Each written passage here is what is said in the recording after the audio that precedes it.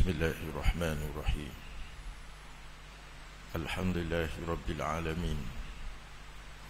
Wassalatu wassalamu ala asyrafil anbiya'i wal mursalin wa ala alihi wa sahbihi ajma'in. Ya Rabbana ma 'ilma lana illa ma 'allamtana innaka antal alimul hakim. Rabbi yassir umurana wa la tu'assir wa tammim bi khair. Wa sallallahu ala Muhammad wa ala alihi wa sahbihi wa barik wa sallim.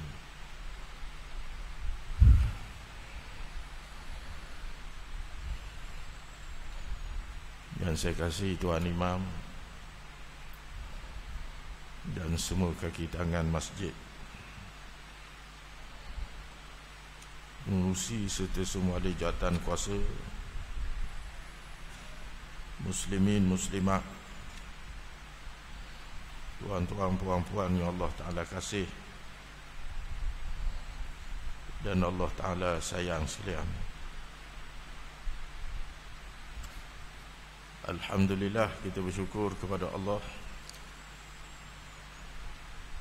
kerana pada bulan ini kita dapat bersama-sama. Mudah-mudahan pertemuan kita pada malam ini sedikit sebanyak akan memberi manfaat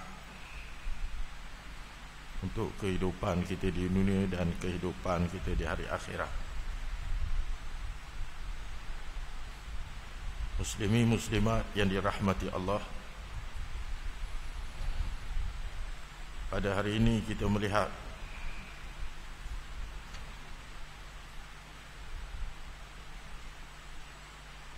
bagaimana sifat ketika mana berhadapan dengan malakul maut.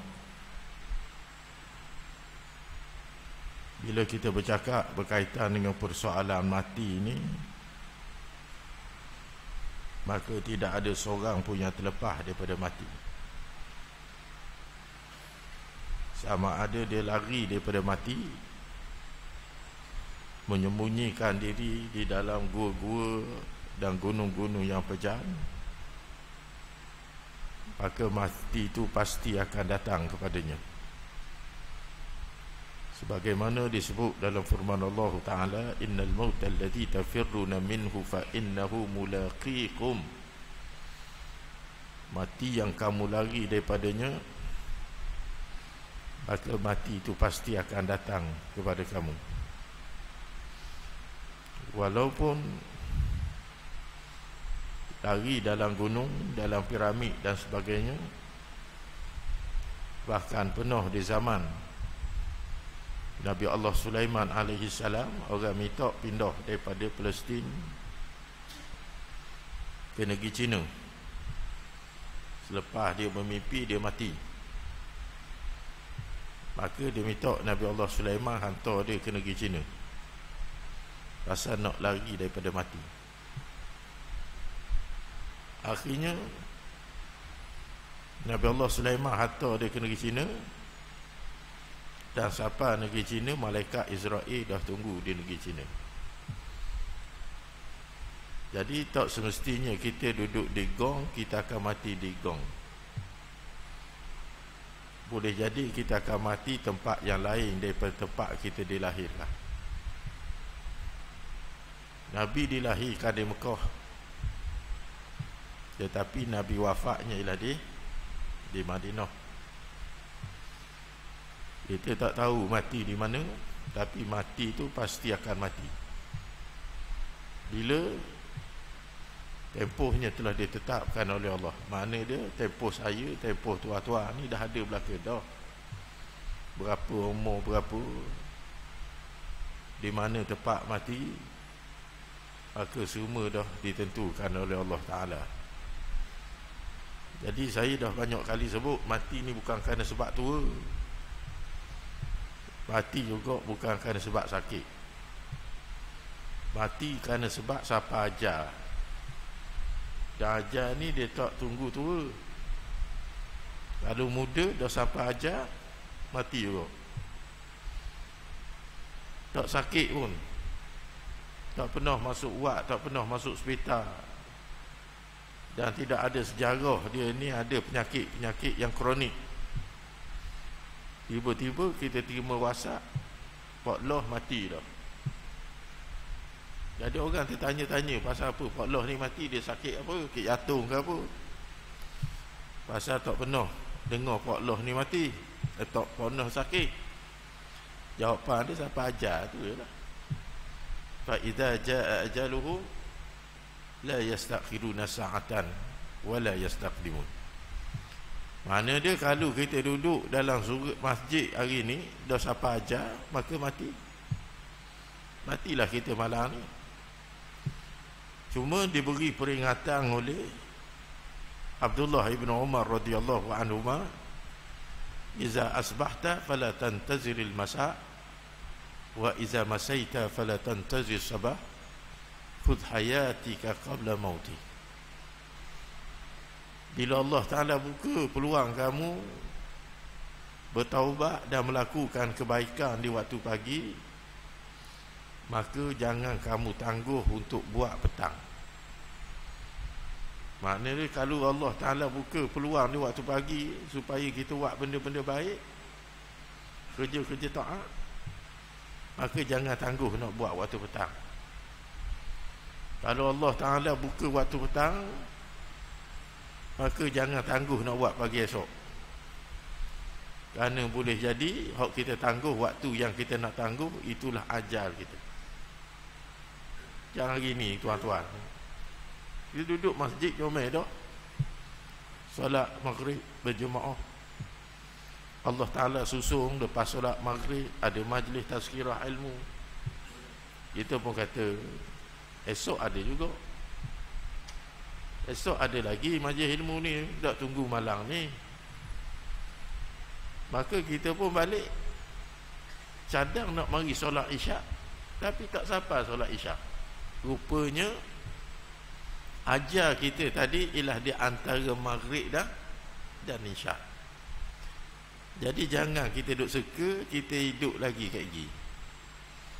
Boleh jadi inilah saat yang akhir yang Allah Ta'ala beri kepada kita untuk menyediakan bekalan akhir. Pasal itu disebut mati ni adalah hujan. Dan dalam surah Al-Mulk Allah Ta'ala sebut alladzi khalaqal mauta wal hayah liyabluwakum ayyukum ahsanu amala. Allah Ta'ala jadikan mati dan hidup untuk menguji di antara kamu, di kalangan kamu, siapakah yang paling baik akan amalan. Maka Imam Ibn Katsir menafsirkan ayat ini. Mengapa Allah Ta'ala menyebut alladzi khalaqal mauta wal hayah, sebut mati dulu baru sebut hidup. Kerana kalau manusia tak ingat kepada mati, maka mereka akan lalai. Kita kalau ingat mati, nak semayang tak mau? Pasal apa? Pasal hidup lama lagi, buat apa semayang? Orang muda tuan-tuan, pasal apa orang muda tambah mari surau, tambah mari masjid? Pasal apa? Yang kata-kata yang kita duduk di masjid hari ni bukan tua, cuma lama sikit. Pasal apa? Pasal orang muda bersangka mati lambat lagi. Lambat lagi pasal muda lagi, gagah lagi, boleh main motor ingat lagi. Yang kita sampai ke masjid ni pasal berasa tua dah, berasa lama dah, berasa dak lama dah. Betul. Lupa dengan kita masa muda dulu ada di mana kita ni. Jadi Allah Ta'ala menyebut khalaqal mauta wal hayat. Orang yang ingat dia mati, maka dia akan mengatur kehidupan yang paling baik. Kalau dia ingat hidup, mati ni ingat sikit-sikit je, maka dia tak berapa untuk cari bekalang untuk hari mati. Jadi tuan-tuan yang dirahmati Allah, an Aisyah radhiyallahu anha qala ra'aitu Rasulullah sallallahu alaihi wasallam wa huwa bil maut wa 'indahu qadahun fihi ma'un wa huwa yadkhulu yadu fi qadah thumma yamsahu wajhah bima'i thumma yaqul Allahumma a'inni ala ghamaratil maut wa sakaratil maut. Rawahu At-Tirmizi. Aisyah mengatakan, aku melihat Rasulullah sallallahu alaihi wasallam wa huwa bil maut. Ketika itu Nabi sedang berhadapan dengan sakaratul maut. Wa 'indahu qadahun fil ma'. Di sisi Rasulullah sallallahu alaihi wasallam ada satu bekas yang berisi air. Wa huwa yadkhulu yadahu fil qadah, dan Nabi mencelup tangannya dalam bekas air itu. Summa yamsahu wajhahu bil ma'. Lalu bila Nabi celup, Nabi pun sapu muka dia dengan air itu. Summa yaqul Allahumma a'inni ala ghamaratil maut wa sakaratil maut. Ya Allah, ya Tuhanku, berilah pertolongan kepadaku untuk kepedihan mati dan juga sakitnya sakaratul maut. Ini siapa tuan-tuan? Manusia yang paling unggul akhlak, manusia yang paling dekat dengan Allah, manusia yang paling disayangi oleh Allah, manusia yang Allah Ta'ala bebaskan daripada dosa-dosa. Tak kala Nabi berhadapan dengan sakaratul maut, maka Nabi rasa terlalu sakit. Sakit, tuan-tuan, sakit. Yang kita ni bukan Nabi, kita ni bukan Rasul, kita ni ahli maksiat. Baik saya, baik tuan-tuan, kita ni adalah ahli maksiat yang tak terlepas daripada dosa, yang tak terlepas daripada maksiat. Nak dibandingkan dengan Rasulullah sallallahu alaihi wasallam, jauh kita ni. Dalam keadaan kita sendiri tak pasti dosa kita ni Allah Ta'ala ampun ataupun tidak. Cuba kita tanya diri kita, sepanjang kehidupan kita ni berapa kali kita bertaubat dengan taubat nasuha? Berapa kali kita bertaubat dengan taubat nasuha? Tak kali kita melakukan dosa, melakukan maksiat, kita lara. Berapa kali kita bertaubat kepada Allah Ta'ala? Sedangkan Nabi ghafarallahu lahu ma taqaddama wa ma ta'akhkhara min dhanbih. Nabi ni Allah Ta'ala ampun dosa dia, yang terdahulu, yang akan datang. Kerana takutkan Allah Ta'ala dan bersyukur dengan Allah Ta'ala, walaupun Allah Ta'ala dah ampun dosa Rasulullah sallallahu alaihi wasallam, Nabi bangun tiap-tiap malam menambah ibadatnya kepada Allah, sehingga bekak tumitnya. Aisyah bertanya kepada Rasulullah, ya Rasulullah, lima tasna' hadha? Wahai Rasulullah, apa yang Rasulullah? Pasal apa Rasulullah berdiri begitu lama? Lalu Rasulullah kata, ya Aisyah, afala uhibbu an akuna abdan syakura? Wahai Aisyah, apakah salah untuk aku jadi hamba yang bersyukur kepada Allah Ta'ala? Kita berapa kali bangun malam ibadat kepada Allah Ta'ala, menyatakan syukurnya Allah Ta'ala beri kita celak, syukur pada Allah Ta'ala beri kita dengar, syukur kepada Allah Ta'ala ni boleh kita makan, boleh kita minum, syukur kepada Allah Ta'ala boleh berjalan, boleh hakak tangan, boleh hakak kaki. Apakah kita duk rasa benda ni barang percuma yang Allah Ta'ala beri? Saja-saja.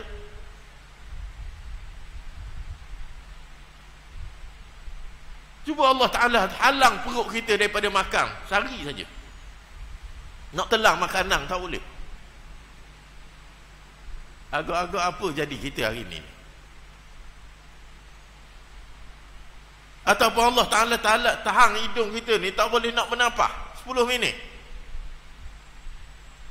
Agak-agak apa jadi kita hari ini? 10 minit tak boleh nafas.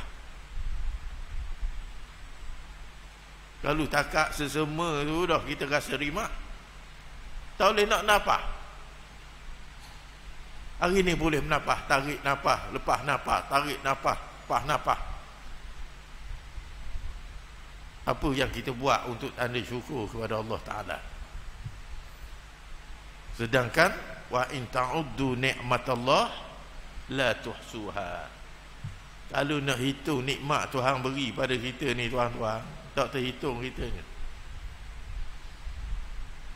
Ni tengok jari kita saja ni, kalau Allah Ta'ala jadikan jari kita ni kerah, mudah dah nak makan. Pasal tu Allah Ta'ala kata fi anfusikum afala tubsirun. Apakah pada diri kamu ni kamu tak pernah tengok? Kamu tak tengok ke diri kamu bagaimana Allah Ta'ala jadi aku jadimu lagu mana fi anfusikum afala tubsirun? Aku jadimu ni mu tak pernah tengok ke? Bagaimana tangan kamu, bagaimana lidah kamu, bagaimana gigi kamu, supaya timbul perasaan syukur kepada Allah. Maka Rasulullah sallallahu alaihi wasallam yang begitu hebat ibadatnya sehingga bekak tumitnya, di saat berhadapan dengan sakaratul maut, Nabi rasa terlalu sakit. Pasal tu tuan-tuan, jangan kita duduk seka, dia kata Pak Ali mati mudah sungguh. Nak mata memang tengok mudah, sakit dia kita rasa ke tak? Tak rasa. Tidak ada orang yang matinya lebih mudah daripada Rasulullah sallallahu alaihi wasallam. Ada orang lebih mudah pada Nabi. Sehingga Rasulullah sallallahu alaihi wasallam pernah bertanya kepada Jibril. Wahai Jibril, Israel. Wahai Israel, mengapa aku dicabut nyawa begitu sakit? Tidakkah aku ni Nabi? Takkah aku ni Rasul? Ini Nabi tanya kepada Israel. Aku ni Nabi, aku ni Rasul. Pasal apa tarik ni, cabut nyawa ni, terlalu sakit? Apa jawab Israel?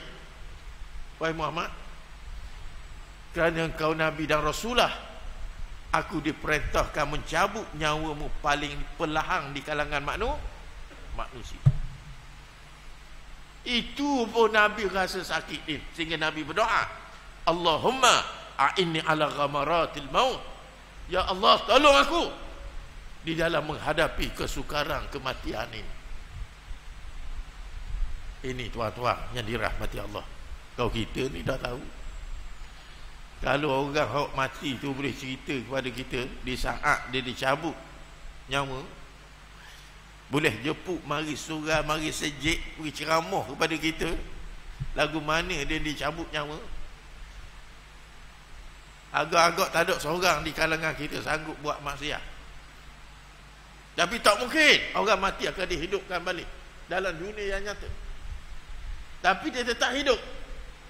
Ni belakang masjid kita ni kubur. Bukan belakang, depan masjid kita ni kubur. Kalulah orang yang duduk dalam kubur ini boleh mari ceramah tiap-tiap minggu, seorang cerita kepada kita, maka tidak ada seorang pun yang sanggup lara atas muka bumi. Tapi tak, Allah Ta'ala tak hidupkan dalam dunia yang nyata. Tapi duduk dalam kubur hidup ke tak? Hidup ke tak? Hidup. Imma fi ni'mah wa imma fi rahmah. Yang duduk dalam kubur tadi, sama ada dia hidup dalam keadaan dirahmati oleh Allah ataupun hidup dalam keadaan diseksa oleh Allah, bergantung dengan amal yang dia buat ketika mana hidup. Pasal duduk dalam kubur ni tuan-tuan, Tidak dimuliakan kita dalam kubur ni sebab kita ni raja. Oh, pasal kita ni raja atas muka bumi, maka duduk dalam kubur jadi relax. Betul aja? Ha? Tak. Sebab kita atas muka bumi ni menjadi menteri-menteri ataupun Perdana Menteri, maka duduk dalam kubur kita jadi relax. Malaikat tak berani sentuh kita. Ada bodyguard. Lagu tu ke? Tak. Maka yang duduk dalam kubur, yang mulia, yang dihormati, kalau duduk dalam kubur diiringi oleh amal soleh. Tak kira apa. Kalau ustaz jahat, ustaz ahli maksiat, ustaz tapi ahli maksiat, maka tetap juga dalam kubur diseksa oleh Allah Ta'ala. Kerana itu yang selamat di dalam kubur ialah orang yang soleh. Yang Nabi kata yatabul mayyit talatah, ada 3 benda yang akan ikut seorang tu mati sampai ke kubur: ahluhu wa maluhu wa amaluhu. Fayarji'a ithnan, 2 balik, ahluhu wa maluhu, wa yabqa ma'ahu wahid, yang akan bersama dengan dia dalam kubur saja amaluh, amal hak dia buat ketika mana hidup. Amal mana? Ni amal yang kita duduk surau masjid. Inilah amal yang akan temang kita ketika mana kita duduk di alam barzah. Orang yang mencuri, yang temang dia amalan mencuri. Orang yang semayang, yang akan temangnya ialah amalan semayang. Orang yang mengaji Quran, yang temangnya ialah hak dia baca Quran tadi. Orang yang duduk dalam majlis ilmu, yang akan temangnya ialah amal yang duduk dalam majlis ilmu. Bini kita tak temang kita, anak kita tak temang kita, harta benda yang kita duk himpun, yang duk berasa kaya, tak temang kita. Ni sebahagian kita ni harta banyak ni, dia tak tu. Orang kata orang gong banyak pitih. Ya ke tak je? Ha? Ya ke tak ni orang gong banyak pitih ni? Ke macam mana Pak Wahab kita, Haji Wahab kita ni? Betul ke? Ha? Orang kata orang gong banyak pitih. Ya ke tak tahu? Tak tuan-tuan. Harta tak ada nilai di sisi Allah Ta'ala. Yauma la yanfa'u malun wala banun illa man atallaha biqalbin salim. Orang yang akan sejahtera bertemu dengan Allah, orang yang hatinya selamat, hatinya sejahtera, hatinya milian bil ibadah, bil ubudiyah, bil ta'ah. Orang yang hatinya atas muka bumi taat kepada Allah Ta'ala. Anak yang ramai tak datang manfaat. Harta benda yang bertimbung tak akan beri manfaat. Melainkan orang tu datang kepada Allah, bawa Islam. Dia bawa Islam dalam hati, dalam jiwanya. Mandi orang ni selamat. Tuan-tuan yang dirahmati Allah, cuba bayangkan Rasulullah sallallahu alaihi wasallam merupakan sebaik-baik makhluk yang Allah Ta'ala cipta. Makhluk yang paling Allah Ta'ala sayang ialah Nabi kita Muhammad sallallahu alaihi wasallam, yang menjadi penghulu kepada rasul-rasul dan nabi-nabi alaihi wassalatu wassalam, meminta pertolongan daripada Allah Ta'ala ketika berhadapan dengan sakaratul maut kerana terlalu sakit. Makhluk yang paling baik, Rasul yang paling Allah Ta'ala sayang, tak kala Nabi kita berhadapan dengan sakaratul maut, Allah Ta'ala cerita bagaimana Nabi kita pohon daripada Allahumma a'inni ala ghamaratil mauti wa sakaratil maut. Jadi hadis ini cuba letak pada diri kita. Kalau Nabi orang mulia, makhluk paling mulia, makhluk yang paling Allah Ta'ala sayang, Tidak ada satu saat Nabi penuh lupa kerana Allah ataupun membelakangi Allah. Nabi sakit ketika berhadapan dengan sakaratul maut. Agak-agak kita ni lagu mana? Saya lagu mana? Tuan-tuan lagu mana? Kadang-kadang kita ingat kita tu imam, beres dah. Saya tu imam, tak ada hal lebih baik daripada saya dalam kampung saya, dalam mukim saya ni. Berasa beres dah mati ni. Ke gua ni Haji? Ha? Haji? Ke gua ni? Bukan tu imam hak paling baik sekali kampung kita ni. Ha? Ke gua ni? Ke tu imam tak baik lagi? Gua ni diam belakang ni. Ha? Bukan tu imam hak paling baik kampung kita ni. Tak ada. Ha, semua orang kata je, tu imam paling baik je. Masuk beres dah ni. Tak beres kau? Ha. Nabi yang paling agung, yang paling mulia, sehingga Allah Ta'ala sebut wa innaka la'ala khuluqin azim. Wahai Muhammad, engkaulah manusia yang paling unggul akhlaknya. Bukan orang yang iktiraf. Allah Ta'ala yang menjadikan manusia, yang menjadikan makhluk.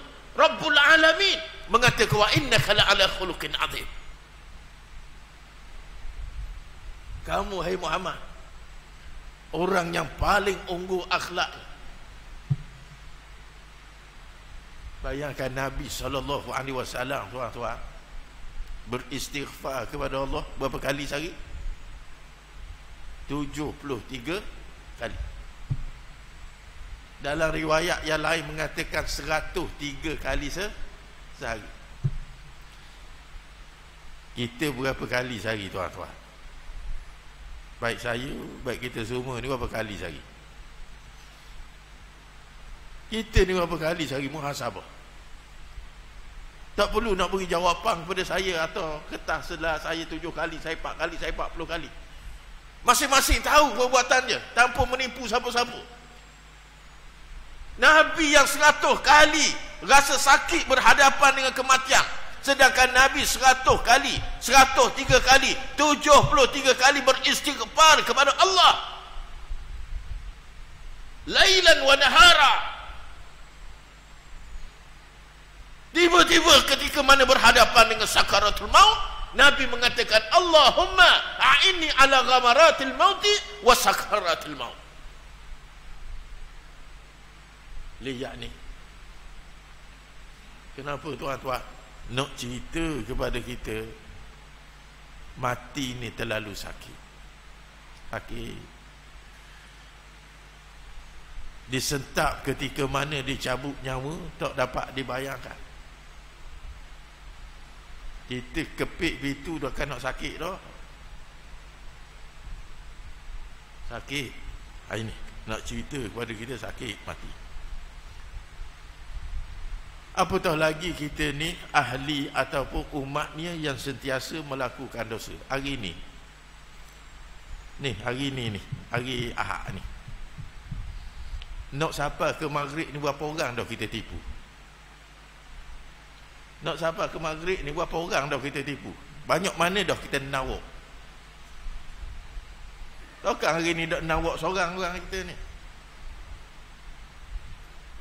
Nak sampai ke maghrib ni berapa banyak manusia yang kita bohong?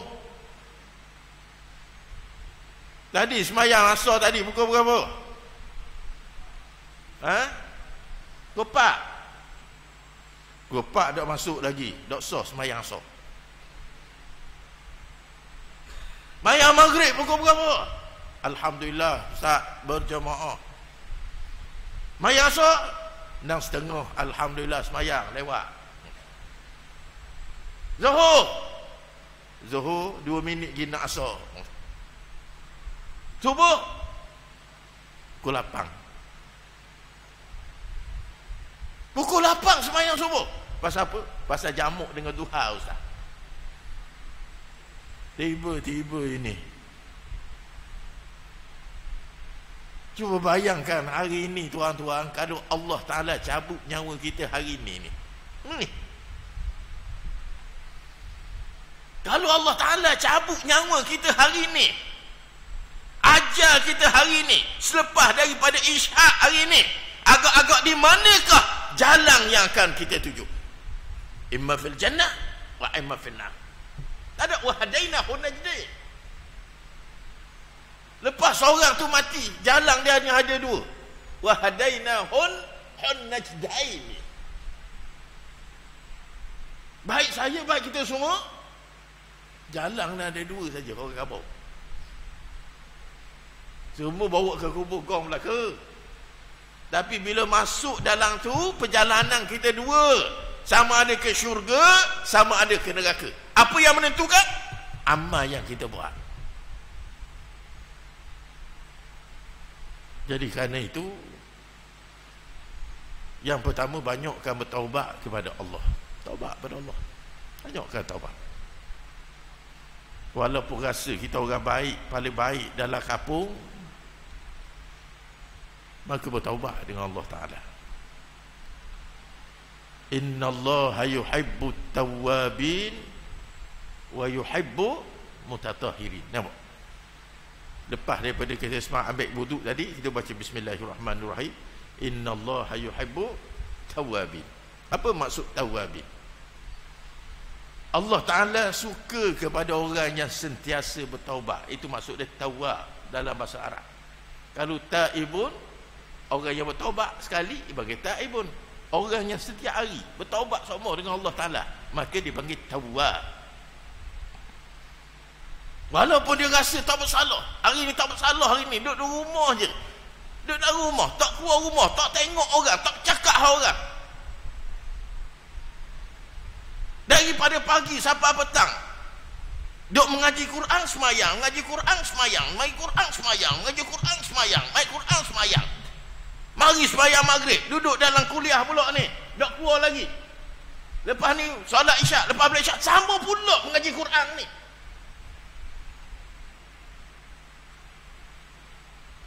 Maka innallaha yuhibbut tawwab. Walaupun dia rasa dia tak melakukan maksiat dan dosa hari ini, Allah Ta'ala tetap sayang kalau dia bertaubat kepada Allah Ta'ala. Kita ni dok tuan-tuan, kalau kita semayang dok, lepas tu hari ni boleh sedekah sikit, ada dok dalam kampung ni, ada dah rasa orang hak baik pada aku, Rasa hak semayang maghrib tadi dengan sedekah sebelum asar tadi, kira-kira ni haji masuk syurga dah. Ke gua ni? Ha? Rasa masuk syurga dah. Ha. Bila mari perasaan itu tuan-tuan, hakikat itulah perasaan iblis yang ada dalam hati kita. Supaya kita rasa cukup dengan amalan kita dan tak berhajat lagi dengan amalan yang lain. Ayazbillah. Baik. Kalau ada sedikit luka di badan, sudah terlalu sakit kita menanggungnya. Bagaimana pula pedihnya ketika nyawa hendak diceraikan daripada badan, tuan-tuan. Luka hak duduk pada tangan kita, nak ambil air semayang sakit?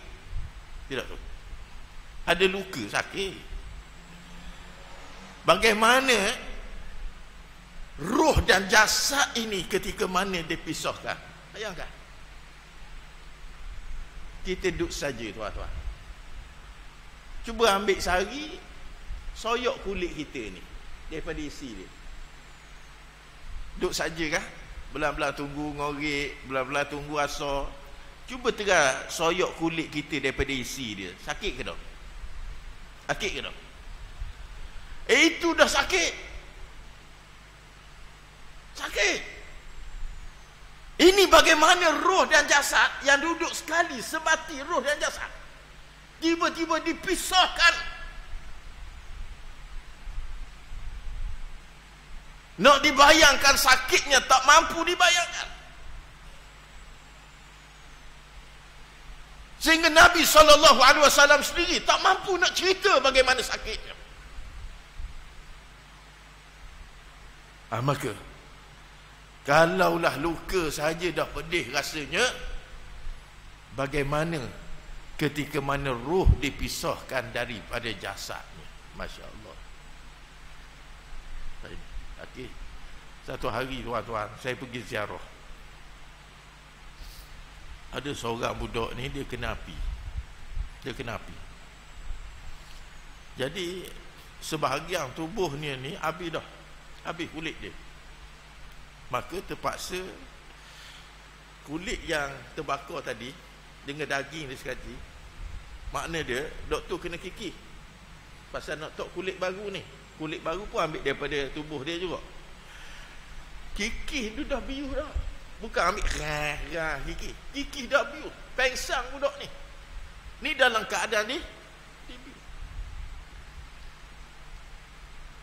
Pengsang. Sehingga budak ni dalam keadaan dia ni, dia bersihkan, doktor dia berdoa, minta, ya Allah matikan saya ya Allah. Kerana tak sanggup, terlalu sakit rasa kulitnya, dagingnya tadi dia diselok. Ini boleh lagi kita cerita pada orang. Adapun di saat roh dipisahkan daripada jasad, lebih sakit daripada apa yang berlaku ini. Akhirnya doktor cocok dengan morfin supaya dia tidak sedar. Ini tuan-tuan yang dirahmati Allah. Hari ini yang berlaku di Gaza. Di Gaza tak ada elektrik. Elektrik dipotong oleh Yahudi Zionis. Tidak ada makanan, tidak ada minuman, melainkan bekalan yang sedia ada. Di hospital Gaza, mana-mana yang cedera, yang luka, yang nak beranak, semua dibedah tanpa menggunakan bius. Tuan-tuan, kita ni kalau luka dalam, pergi hospital, doktor jahit tanpa bius, guana? Relax. Biasa dah start masa sunat dulu, gitu juga dia. Yang melahirkan anak, melahirkan tanpa bius, ni yang terpaksa operate, dijahit tanpa bius. Dan ini yang berlaku di Gaza. Tapi nak ceritanya, sakit yang mereka alami tak sama lagi dengan sakit ketika mana berhadapan dengan sakaratul al-maut. Kalau kita ada bayang, ada pengalaman aksiden, bagaimana kita dijahit, sakit yang kita rasa itu tak sama lagi ketika mana ruh dipisahkan daripada jasad. Justru itu hendaklah kita sentiasa berdoa, memohon kepada Allah agar kita dikurniakan dengan husnul, agar Allah Ta'ala matikan kita dengan husnul khatimah.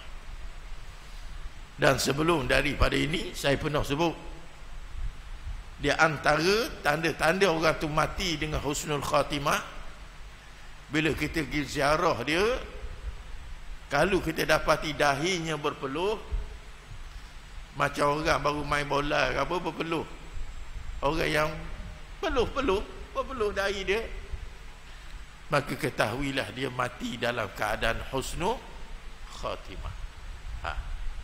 Orang ni berpeluh matinya, ini husnul khatimah. Tanda-tanda mati yang husnul khatimah. Kalau kita pergi ziarah orang, masa dia nak mati, bunyi supaya lembu kena sembelih, yang berapa bulan sudah ada seorang sahabat kita yang bunyi tu, ada bunyi lagu tu masa berhadapan dengan sakaratul maut. Dah dia bunyi tu. Nabi kata seolah-olah dia bunyi macam lembu nak mampu kena sembelih. Maka ini menunjukkan dia sedang berhadapan dengan kematian yang su'ul khatimah. Ada kata bagaimana mungkin ni orang baik dalam kampung ni, maka mati husnul khatimah Ustaz, maka mati dengan su'ul khatimah.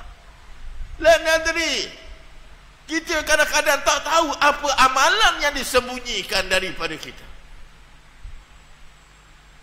Boleh jadi dia derhaka kepada mak dia, kita tak tahu. Boleh jadi dia hidup dengan maksiat, kita tak tahu. Boleh jadi dia menyakitkan hati jiran dia, kita tak tahu. Boleh jadi dia pernah mengambil harta orang lain tanpa halal, kita tak tahu. Pasal tu kalau kita ada ambil harta orang, masa kita gagah-gagah dulu, jadi tuk deka dulu, orang kampung takut kita ada ambil barang orang, sila kembalikan. Jangan menjadi asbab untuk kita berhadapan dengan sakaratul maut dan mati kita dalam su'ul khatimah. Kalau dulu ada kita pukul orang, pergi minta maaf dengan orang tu sebelum daripada matinya kita. Dulu saya ada bahang orang, maka Nabi kata hada muflis man daraba hada wa akhadha mala hada wa syatama hada. Ini orang yang akan muflih di hari akhir. Jadi ini tuan-tuan yang dirahmati Allah. Jadi ini dua tanda. Kalau orang tu mati dalam keadaan berpeluh, maka orang ni dalam husnul khatimah. Kalau orang ni mati dalam keadaan kering wajahnya, kering. Dah kering kehitaman. Dan di saat berhadapan dengan sakaratul maut, bunyinya seperti mana lembu yang sedang disembelih. Maka pertama, panggil ahli keluarganya. Sebelum dia hembus nafasnya terakhir, panggil ahli keluarganya. Mana orang, atau imam ke, orang ahli pergi ziarah. Banyaknya kita tu imam atau ahli pergi ziarah, dia lepas mati, sebelum mati. Pasal tu talaqan Nabi mautaku. Biar orang alim ni pergi ziarah sebelum mati. Telkin dia ni, telkin ni sebelum mati. Kalau itu tanda-tandanya, panggil ahli keluarganya. Yang pertama, minta ahli keluarganya beristighfar kepada Allah. Yang kedua, minta ahli keluarganya, kalau dia ada terasa hati pernah buat salah, beri kemaafan kepada orang yang sakit ni. Panggil ahli keluarganya. Jangan biarkan dia mati dalam keadaan su'ul khatimah. Di zaman Rasulullah sallallahu alaihi wasallam ada seorang sahabat yang hidupnya berperang, setiap kali berperang dia. Tapi bila dia nak mati, dia tak boleh nak mengucap. Walaupun dia berjihad, tak boleh nak mengucap. Rasulullah sallallahu alaihi wasallam pergi ziarah dia, telkin, ajar dia mengucap, dia tak boleh nak mengucap. Walah, dia seorang yang kuat berperang, berjihad. Maka Rasulullah panggil mak dia. Ni mesti ada kesalahan dengan mak dia. Panggil mak dia. Rasul suruh maafkan kalau ada kesalahan bagi anak ni. Mak dia kata tak mau maaf, berasa hati sangat. Rupa-rupanya dalam hidup dia, dia mendahulukan bini dia lebih pada mak dia, menyebabkan mak dia berasa hati. Mak dia berasa hati kerana dia mendahulukan bini dia dalam banyak urusan. Mak berasa hati simpan sehingga saat dia berhadapan dengan sakaratul maut. Ini tuan-tuan, kalau jenis sayang bini ni, cek balik. Bukan salah sayang bini. Ke mana Haji? Bini ni kena sayang. Tapi jangan sampai sayang bini kita sanggup menderhakai kepada mak pok kita. Tak boleh. Jangan pula tuan-tuan kata ustaz marah sayang bini. Bini kena sayang. Tapi tak boleh sayang bini sehingga menderhakai kepada dua ibu bapa kita. Tak boleh. Lalu dia tambah maaf, mak dia tambah maaf. Bila mak dia tambah maaf, Nabi suruh orang muda kumpul api, kumpul kayu api, kita bakar dia. Apa lagi guna dia hidup kalau kesudahan hidupnya dihombang ke dalam neraka? Nabi suruh nyalakan api. Bila tengok api nak dinyalakan, baru mak dia beri kemaafan, beri maaf. Lepas maaf baru dia boleh mengucap la ilaha illallah wa anna Muhammadar Rasulullah. Jadi kena ingat, orang yang mati tanpa mengucap syahadah, maka tempatnya tidak akan menuju ke syurga. Yang masuk syurga ialah orang yang mati dengan bersyahadah kepada Allah. Man qala la ilaha illallah, man kana akhiru kalamih la ilaha illallah, dakhalal jannah. Orang yang mati dengan mengucap la ilaha illallah, maka kesudahannya sahaja yang akan masuk syurga, lain ayazbillah. Jadi mudah-mudahan kita termasuk di kalangan orang yang mati dengan husnul khatimah bi kalimatin la ilaha illallah. Bismillahirrahmanirrahim. Alhamdulillahi rabbil alamin, wassalatu wassalamu ala ashrafil anbiya'i wal mursalin wa ala alihi wa sahbihi ajma'in. Allahumma ati anfusana taqwaha fazakkiha anta khairu man zakkaha anta waliyuha wa maulaha. Allahumma arfa' maktaka wa ghadabaka anna. Allahumma la tusallit alaina bidunubina man la yakhafuka wa la yarhamuna. Wa sallallahu ala Muhammad wa ala alihi wa sahbihi ajma'in walhamdulillahi rabbil alamin.